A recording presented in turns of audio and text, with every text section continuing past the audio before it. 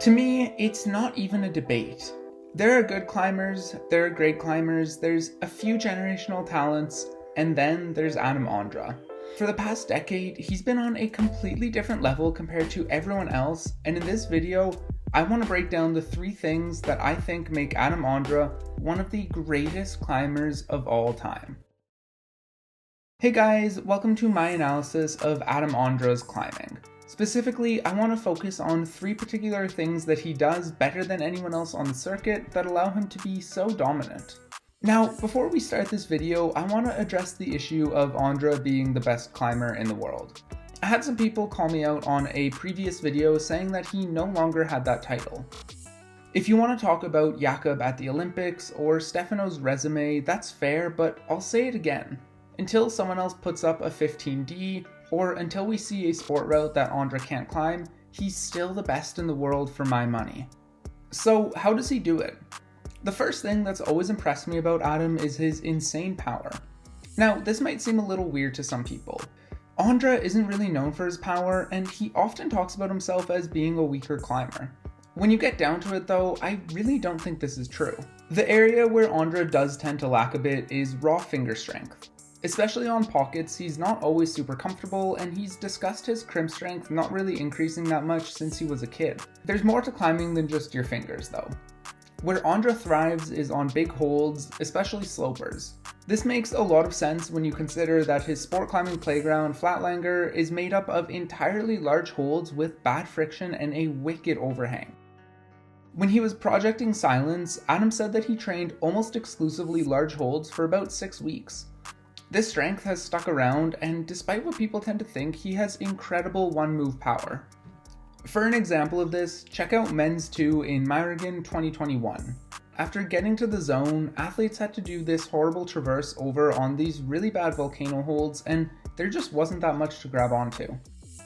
Ondra struggled with the dynamic move at first, but soon he got it and moved into the slopers. Now, obviously, his height helps him a lot here, but look at how easily he's able to transition through these moves compared to, say, Yoshiyuki Ogata, who's known for his strength. Then, once he establishes on the left hold, look at how Ondra works his way up, pressing out and holding himself in place. This shows not only his grip strength, but also his flexibility and mobility, which we're going to touch on later. Where Ondra's power really starts to show itself though is the lead wall. I've said it before, but there are 3 types of climbing strength. There's power, endurance, and power endurance. Power is your one move max, endurance is your anaerobic capacity, and power endurance is somewhere in the middle. How many hard to really hard moves you can pull off in a row before the lactic acid builds up and you fall off. In power endurance, Ondra is completely unmatched. There's no better example of this than the Cran 2019 lead finals. This competition had a stacked men's field with names like Jakob Schubert, Stefano Ghisolfi, Sean McCall, Alberto Hines Lopez, and Kai Hirata, and Ondra was clearly a level above everyone. The route was a pretty standard comp final route. You had a relatively easy lower section leading to a large dynamic move. Things got steep as you moved onto the low prow, with some confusing sequences and tough clips to tire the athletes out. Then you moved onto the upper prow with this series of large, slopey holds on a perfectly horizontal wall protecting the upper head wall. None of the first 7 climbers could make any progress on this section. Now, it should be noted that Jakob Schubert and Martin Stranick fell off early and probably could have put up a good fight, but the point still stands. No one knew what to do until Ondra came along. He made short work of the first section before moving into the lower head wall. Look at him find a rest here. This is a big part of power endurance, being able to get some strength back even on bad holds, which Ondra excels at. He can sneak a rest in anywhere, and in Cran, it gave him the power he needed to pull through the upper part of the route.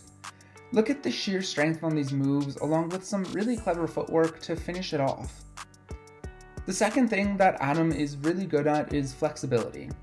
As a taller climber, he relies a lot on high feet, good hips, and very flexible shoulders to help him on compression moves, and it leads to some really fun reads. Men's 3 in Salt Lake City is a great example of this. Look at Jakob Schubert work his way through the upper section of the boulder. He uses the toe hook with the left foot and keeps his right low to move up to the volumes. After that, he transitions to a right heel hook to go up to the top. Now, his feet aren't doing too much to hold him in place here, but it's Jakob Schubert, he doesn't really need them. Now, look at Ondra try. He uses the same toe hook, but puts his right foot farther out on the volume. This shifts his weight farther right, pulling more on that left toe and lessening the amount that his fingers need to do. Again, height is obviously a factor here, but so is just raw flexibility.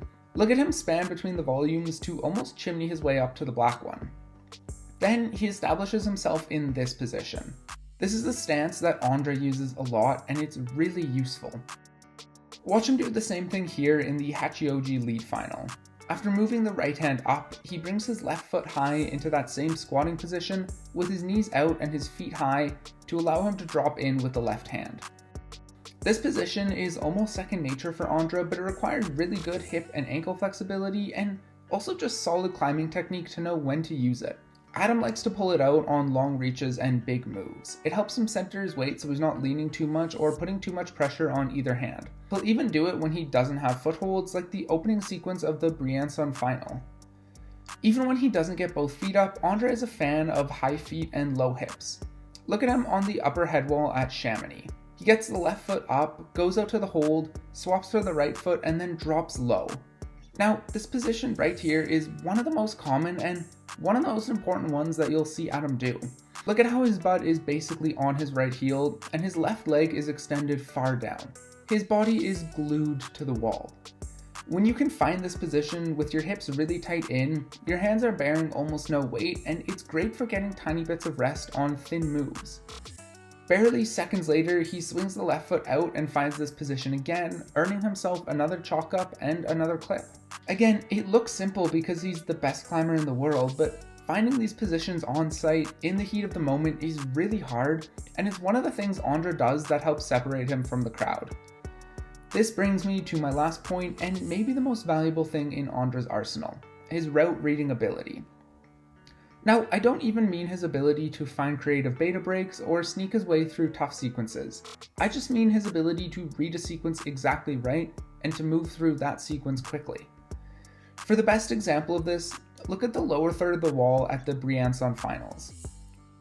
Pay attention to how confidently he climbs and how exact all of his placements are.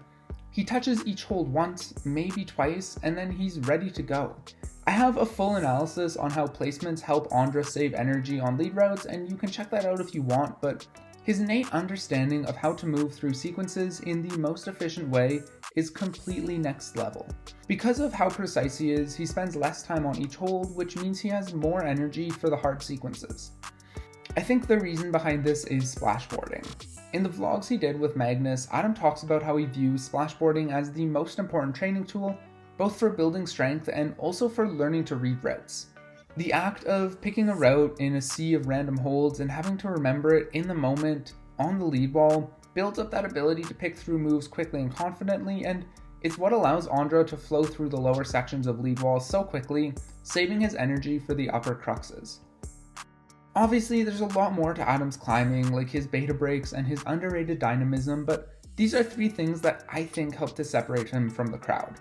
His insane power endurance, his really technical footwork, and the speed and precision that he climbs with are Adam Ondra's 3 secrets to success, and they're what allow him to be the best climber on the planet today.